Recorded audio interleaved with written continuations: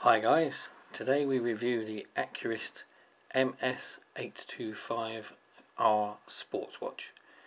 In the review we'll go through the style, features as well as dimensions. So without further ado, let's get started. As you can see, this is a sports style watch. It has a stainless steel case, as you can see from the edge, a black face and a leather strap. Now this watch features a solid genuine leather strap, black on the outside, sort of a fawny grey browny colour on the inside, and it's got red stitching throughout the strap. You've got a metal clasp or buckle and a couple of little leather movement pieces to keep the strap in place once it's on your wrist. We've got a stainless steel back to the watch. This also denotes that the watch has a water resistance of 100 meters. Moving round to the case and the front of the watch, you see you've got a black metal style bezel, and you've got on the side of the watch the crown and two pushers for the chronograph feature. The crown's got a nice couple of red rings, just to note it's different than the rest of the range. As you'll notice on the face, there's also some red markings. They're mainly around the edge of the hour markers or indices.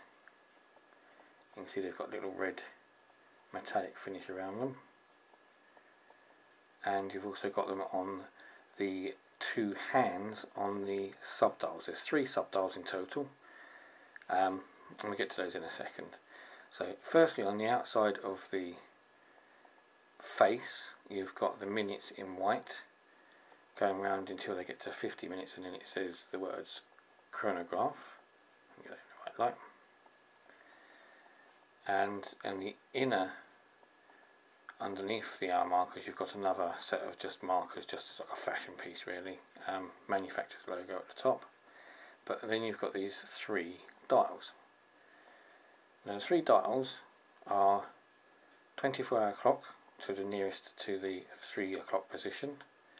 You've got the minutes counting on the chronograph in the centre, and then the seconds for the chronograph at the 7-8 o'clock position. Now you'll notice that the hands have got red one side, white the other, and that's because these are half dials.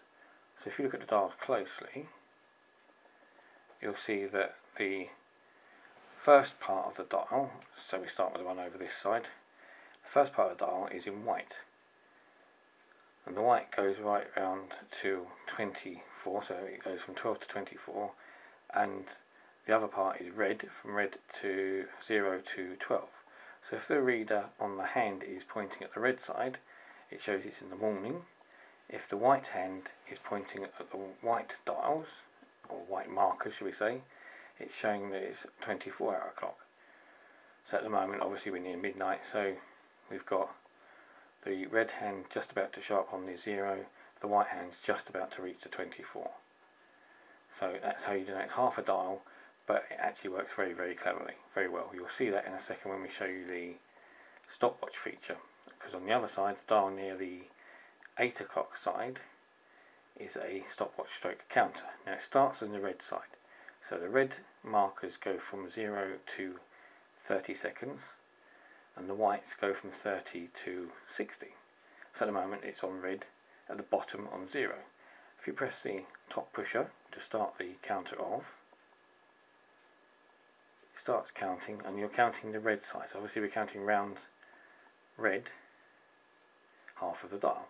So we don't need a full dial, which gets into the centre, which denotes or takes away from this large centre dial. Now the large centre dial is the minutes, and that will rotate as we go past the 60-second mark.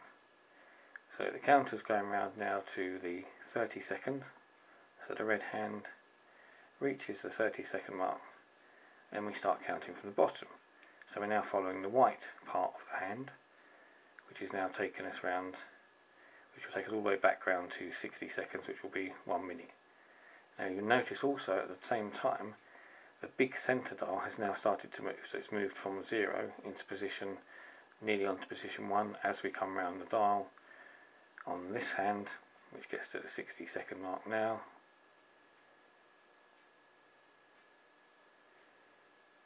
We've got 1 minute showing on the big dial, and we're now counting back on the red side, so we're going back up to 10 seconds. So press the pusher to stop. So we now know we've got 1 minute and 10 seconds. Press the bottom pusher, as always with a chronograph,